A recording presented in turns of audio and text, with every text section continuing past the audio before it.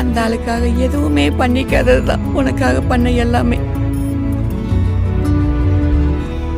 என் முதல் நாயகன் நீ, வாழ்வின் காவலன் நீ, என் முதல் காதலும் நீ, எந்தன் தேடலும் நீ.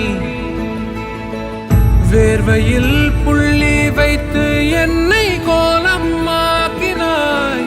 மேல் விழும் பாரம் எல்லாம் நீயே நின்று தாங்கினாய். நடைவண்டியாகும் விரல் எங்கே, என் வழி துணையாக வேண்டுமே. தன்னோட பையன் ஜெயிக்கணும் அப்படின்ற அந்த ஒரு வெறி இவருடைய கண்ணுல இருக்கிறத நம்மால உணர முடியல. தன்னோட மகன் மேடை ஏறி பாடி பில்டிங் காம்படிஷன்ல போட்டியிட்டு ஜெயிக்கிறத பார்த்து தட்டி சந்தோஷத்தை வெளிக்காட்டி இருக்காரு அப்பா.